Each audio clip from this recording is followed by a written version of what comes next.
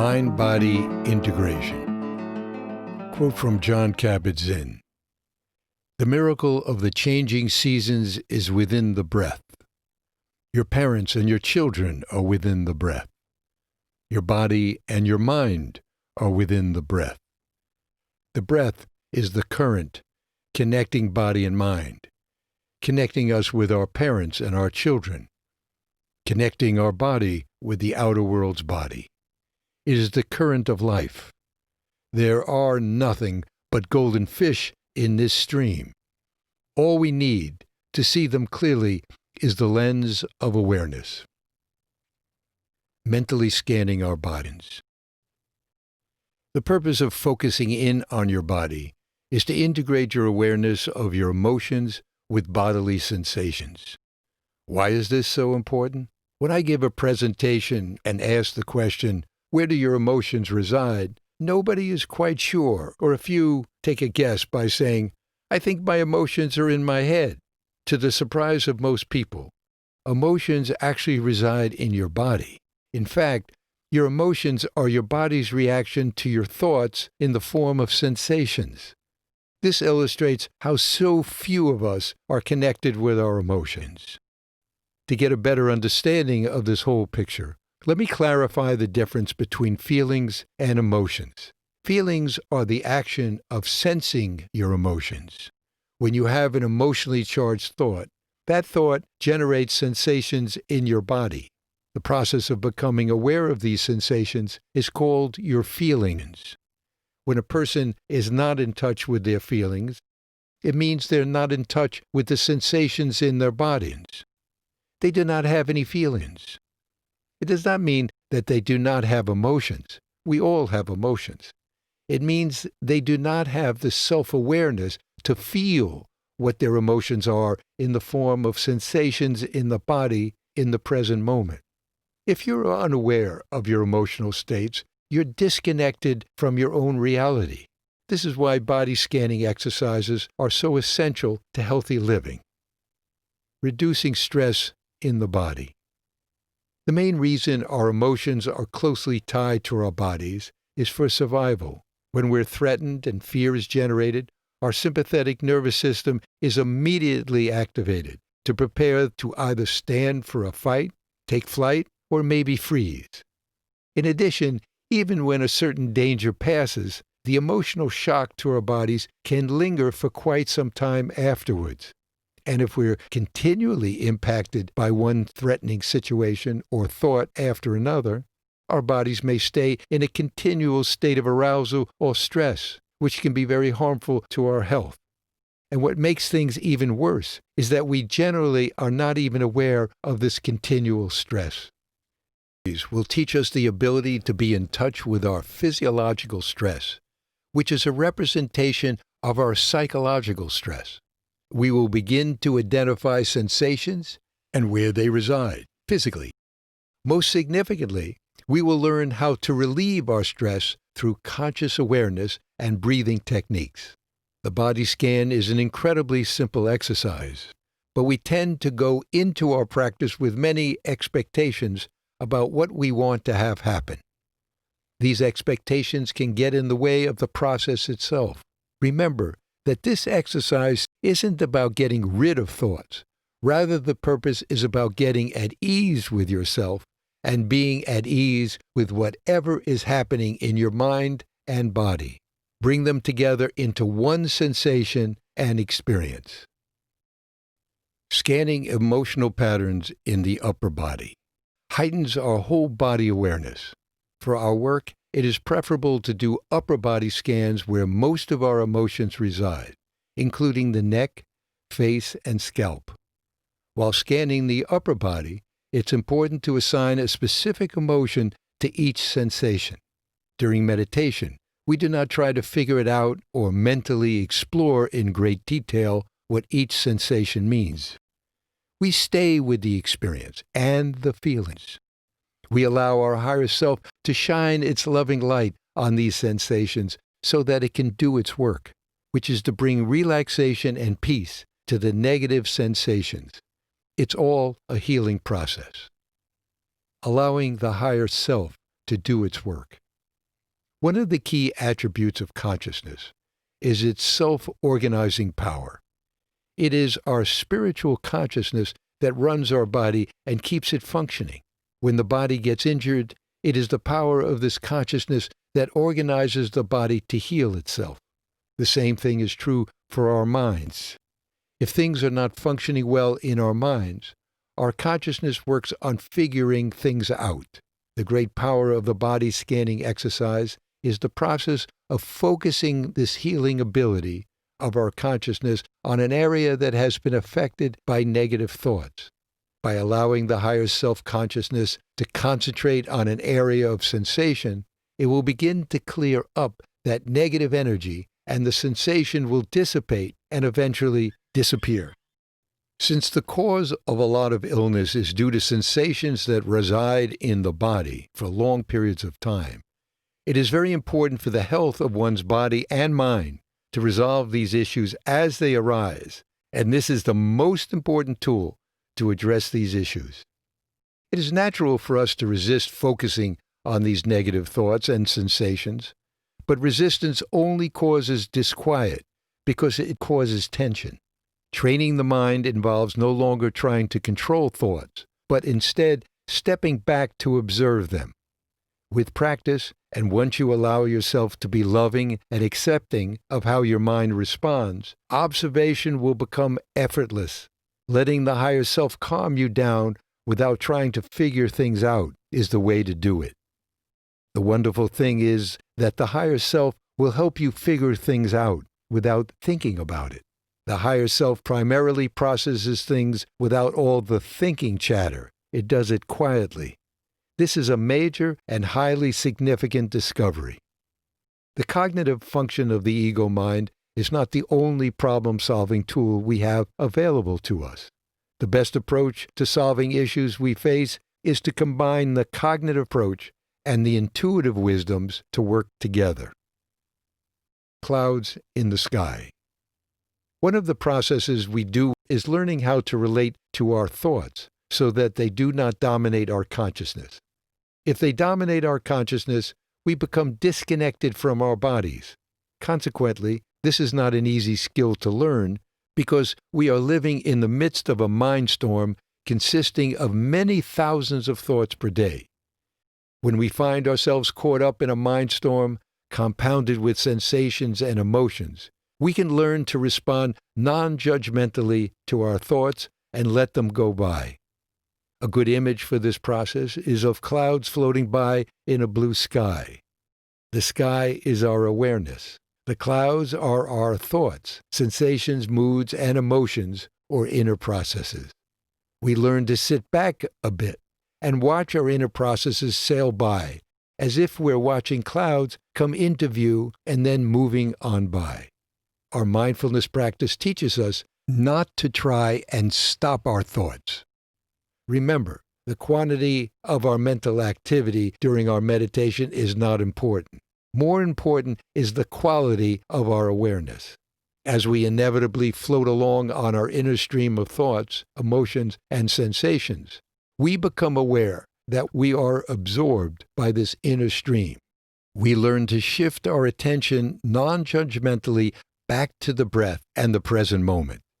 It is not so much how many times we get lost in our thoughts that is important, but noticing that we are, and then coming back to observe them is key.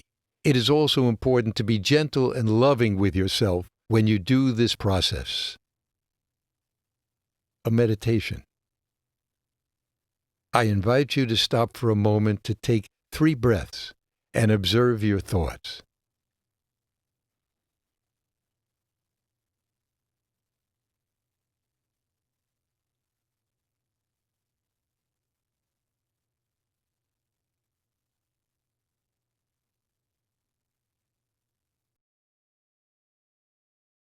Then now see if you can just let them float on by.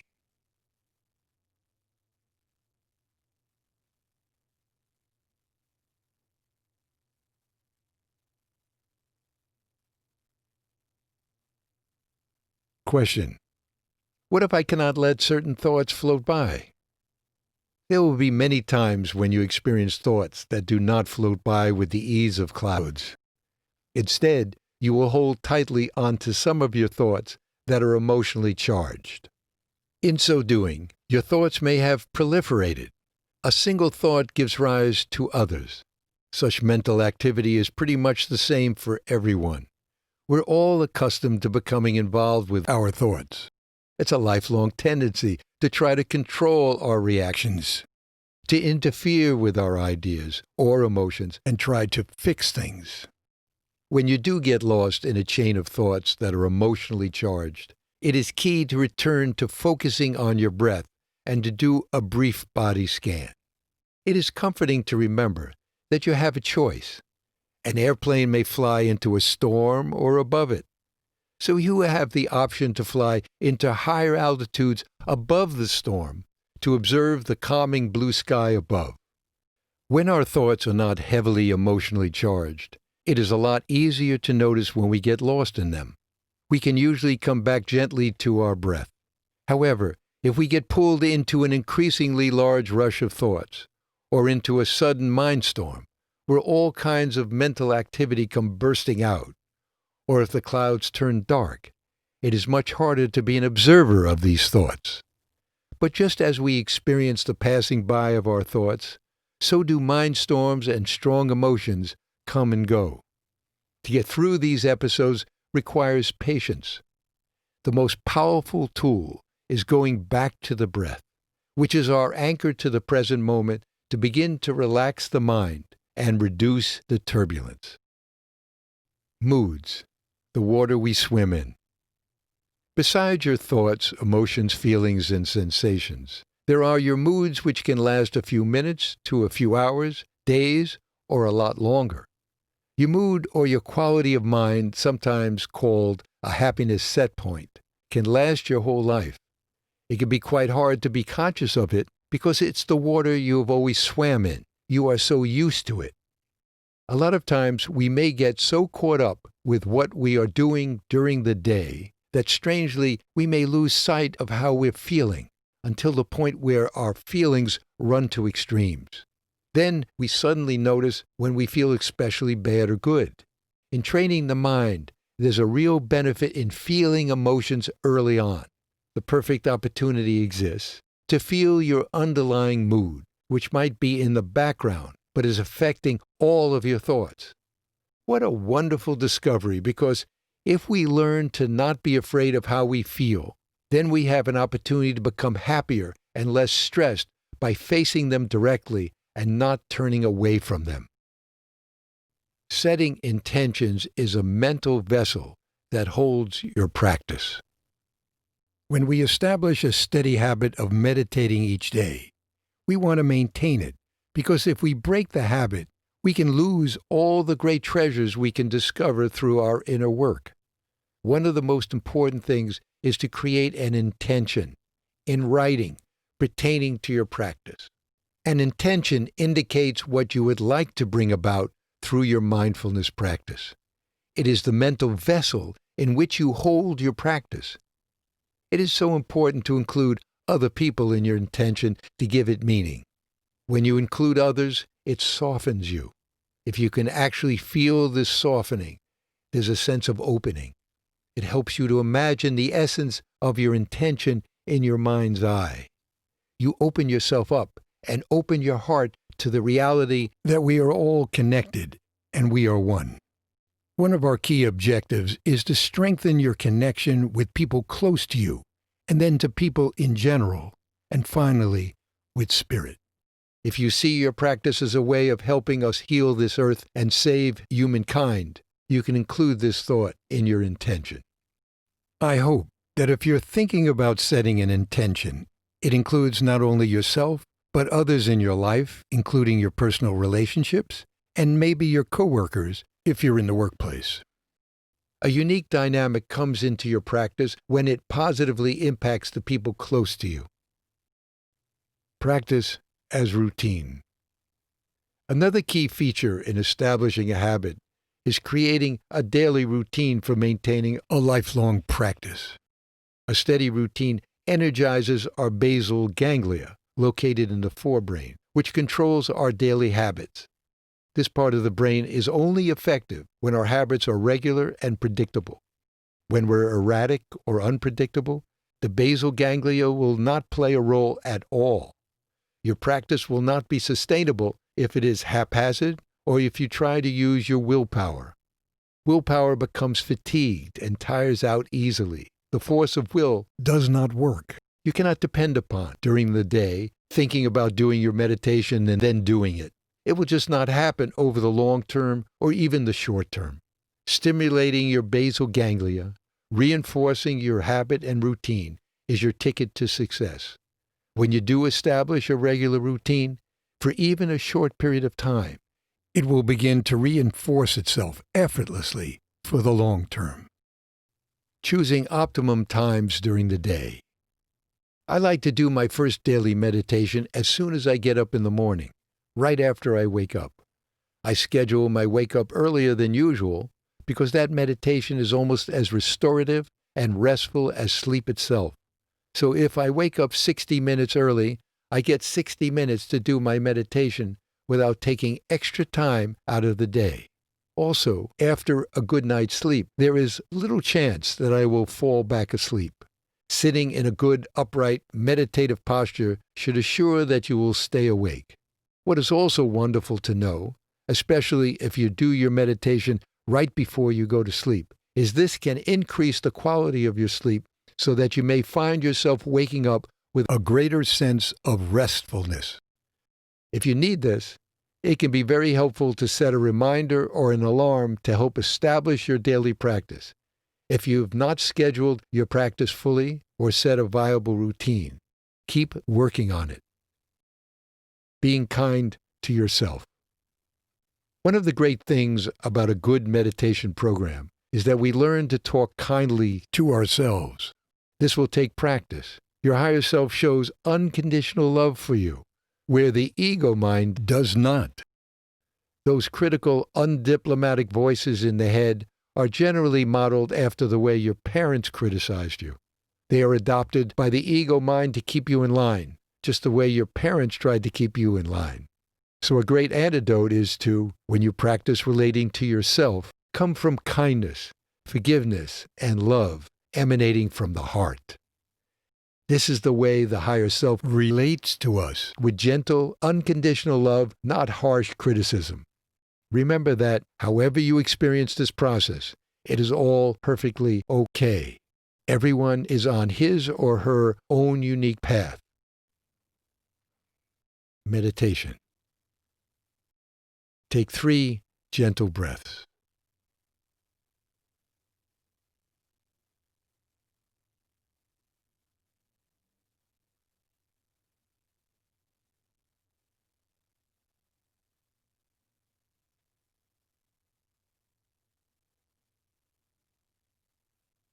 Now simply be in the present moment.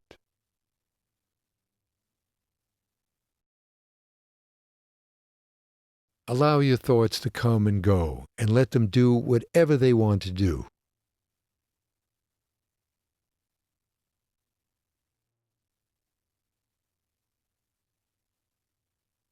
Rest. Simply relax and hang out, staying present and aware.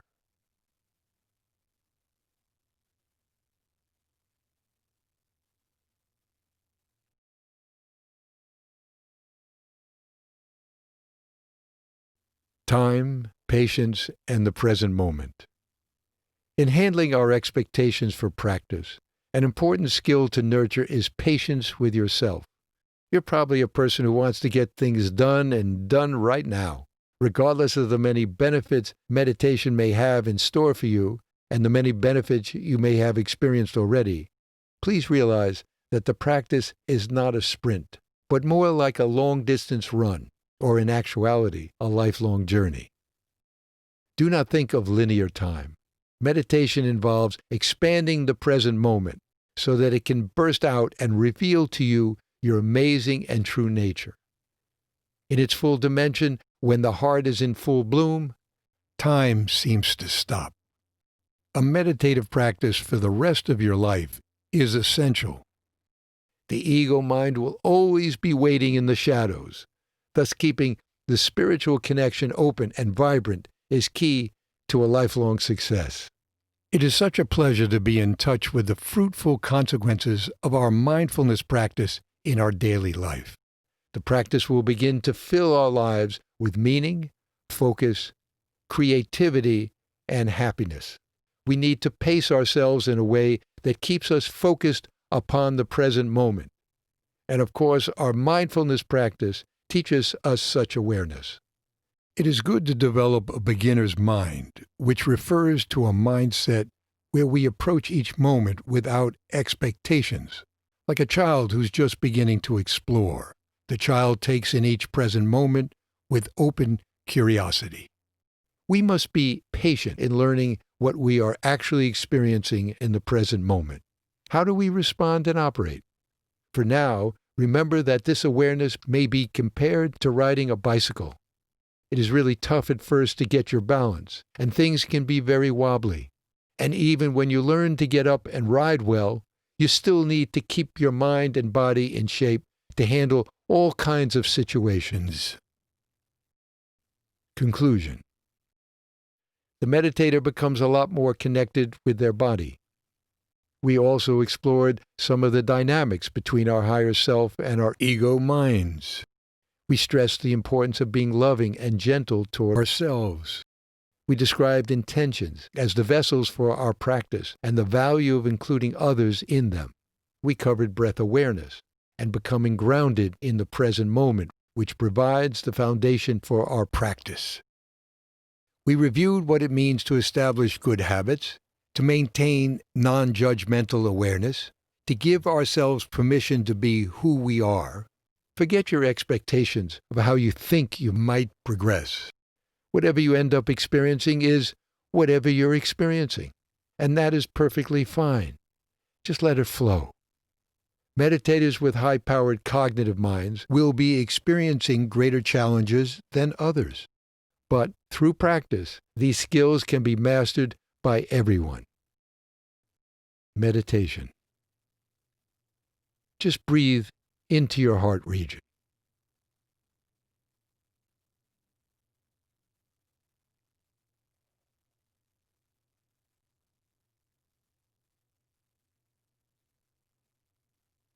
Imagine your lifelong meditation practice in a single image.